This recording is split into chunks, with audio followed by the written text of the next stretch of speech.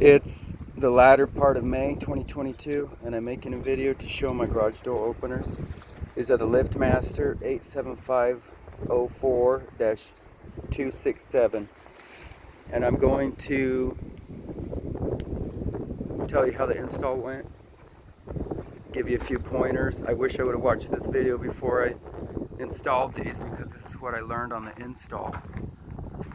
So first of all, I had to get the most expensive Liftmasters they had, because with the supply chain shortage or whatever. So these two Liftmaster openers cost me a little bit over $1,100, so like $500 or $600 a piece. Filmage. And I was gonna hire somebody to put them in, but I didn't, because I wanted the experience to put the openers in myself. My background is residential construction, framing, and I've done some electricity, apprentice electrician, so I knew I could handle the job. Now, it probably took me longer. I could have made more money at work than instead of staying home and putting the openers on, but I wanted to do it myself. So the first thing I want to let you know is when they come from the dealer, they don't come with the installation instructions. So how did I get the installation instructions? I went on liftmaster.com, I looked at my model number, I scrolled down and I found the installation manual. So the instructions were good, as long as you're patient. And I'm not going to show you how I did everything because it's already in the instructions, but I'm just going to tell you what I wish I would have known. So let's look at the little sensor wires. Luckily, I already knew that the little sensor wires already came pre-attached. So all I had to do was run the wires, and I want them behind my sheetrock, so I ran them up. Previously, I had put strings in there in my holes, and I chose my path, and I came through here, and I came through here, and then I dropped it right down there. So now when I sheetrock it, I could just leave those wires poking out of the ceiling. I guess if you wanted to get fancy on those wires, you could put a piece of flexible conduit or something around there. I kind of wish I had done that, but whatever, I'll do that next time. And over here on the keypad, let me show you something on the keypad. I thought I was going to put the keypad right here, and I drilled a hole in my door, but I don't need a hole because the low voltage wire doesn't go to the keypad. The keypad, it's battery operated. I didn't know this before, but you just pull this little thing down, and there's a I can't get it because I don't want to break my fingernails. You have to get a screwdriver, but there's a battery right there, and it has a slot screw up here and a round hole right there. Put the slot screw on first, put the round hole in, and there's instructions on here how to program the code, and there's also instructions in the instruction manual. So you do need to run a low voltage wire. You have to run a low voltage wire, which is this right here, to the operator. You have to run the low voltage wire all the way up. I'm going to close the door. I'm going to close the door so you can see the path of the low voltage wire, because I thought you had to run a low voltage wire from the switch to the keypad, but that's not the case. Don't do that. So here's my path on my low voltage wire. Just drilled my holes. I had put strings in them, run it through there, coming around, and drop down. And then this little compartment opens, and that's where you drop your low voltage wire down. Now on this particular opener, there is a battery backup, and it's on this side. The battery backup is in here, and it's a pretty big battery. It's like a special Liftmaster battery. And as long as it's in there, it's going to be charging. Now I had already pre-wired my outlets, and you're going to have, if you want your operator to work, this is obvious, you're going to have your electricity run to it. Now, one thing I wish I would have known is I thought the opener was going to be, I thought this rail, I thought it was going to be 8 feet, exactly like the door, but it's actually like 2 feet longer. So I'm okay with having my outlet right there, but if you wanted your outlet back there, just keep in mind that this opener, the rail is 2 feet longer than what the door is. And then right here, I was always kind of unclear on how I was going to mount that, because when I put the door on myself. Hasta para atrás y enseña toda la puerta. I put the door on myself a couple years ago. I put the spring on. I wound the spring and everything with the winding bars, adjusted all the tension. When you're doing your winding bars, they're going to tell you that you're supposed to, when your door's right up here, it's supposed to hang. It's not supposed to go up or down in the middle. So that's in your instructions on your door install. But that's one thing, when you read your directions, you're going to know to check your tension on your spring. So the spring is very dangerous, and if you don't know what you're doing, you can get your head cut off. So read all your instructions.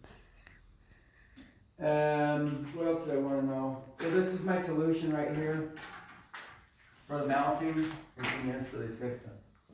For the mounting, this is my solution. The only thing I don't like is from the outside, when you see through the glass, you can see these little bars, but I live in a pretty rundown neighborhood, so I don't even care. Now, what else was I going to tell you about this install? So, there's also the camera right up here. So the camera, I mean, it works. It does zoom. I don't know if it pans. I don't really think it pans. It doesn't rotate. It does tilt, but you have to tilt it with your hand. You can't tilt it with inside the app. So you just download the MyQ app, and they have the option where you can have the Amazon driver drop the packages off in your garage. You can open your door from your cell phone. You can close your door from your cell phone. The app is easy to understand. Now, I had to get a range extender, a Wi-Fi range extender, and I didn't know what the Wi-Fi range extender was. You'll know when you take your cell phone out into your garage, look on your little bars, and if you have 3 or 4 bars in your Wi-Fi, then you're good. But I didn't have any bars, so I had to get a Wi-Fi extender. But now I have plenty of signal out here, and these doors work on Wi-Fi. And so what else did I want to mention about this install? Oh, it took me probably 2 days. Of course, the second door went a lot quicker than the first door because I had to learn everything. And I want to look at my bracing up here. In the instructions, they tell you to put the braces on an angle. I've never seen these braces on an angle. In other residential homes, I always see them going straight up, and then they have an angle between the straight up verticals. But I just wanted to do it the way the book said. Now, how I cut these was I just cut it with a grinder and bent it over. Cut with a grinder, bent it over, but that made it weak and wobbly. So then I put this one up here and that one down there, and now it doesn't move side to side. And then you have you got your bracket right up here. That's bolted in. Now, in the instructions, they're going to tell you exactly how high to put this bracket. So what you do is you open your door, open. You run your measuring tape along something level surface. You figure out what the highest point of your door is. So mine was like 13 inches to the highest point. So then they tell you on this bracket, go up 2 inches. So then I just measured 13 minus 2 is 11. So I put my line at 11 inches. That's where this bracket goes.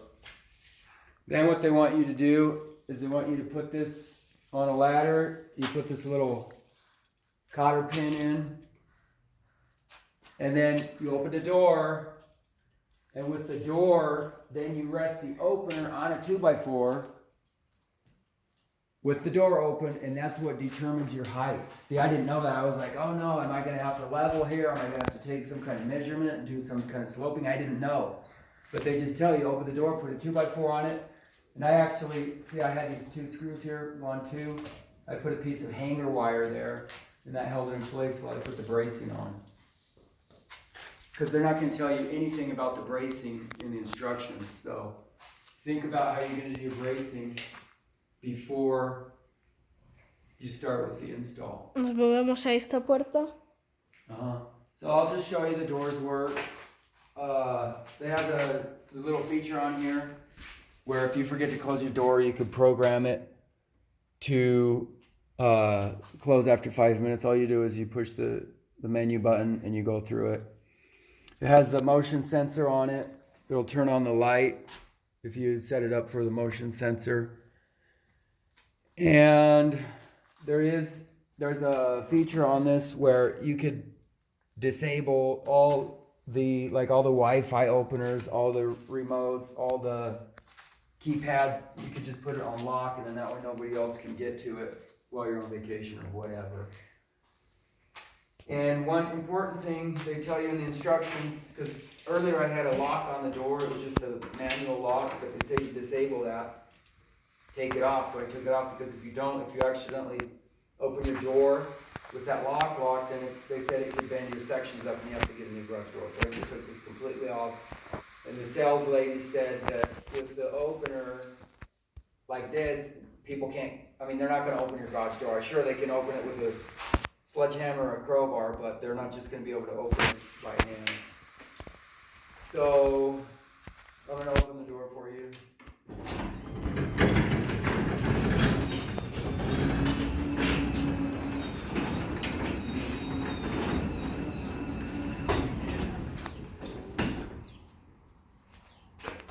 And then you could also just close it with your keypad like this.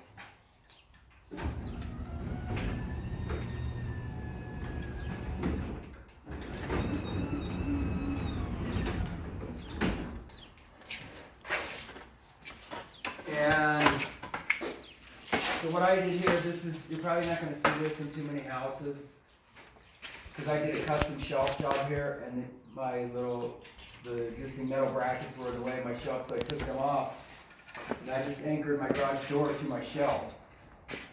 I'm going to shut the door so you can see the shelves.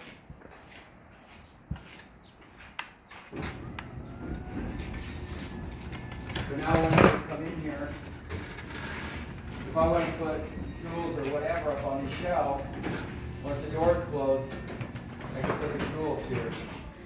Just like I've done here, all the way through my garage, all the way back. So the shelves are actually helping hold up my garage door at this point. And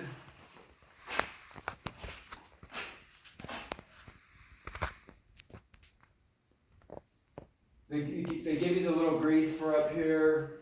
The belt drive's a lot quieter. I'm glad I went with the belt drive and not the chain drive. It's more expensive, but it's worth it because I'm going to be living here. And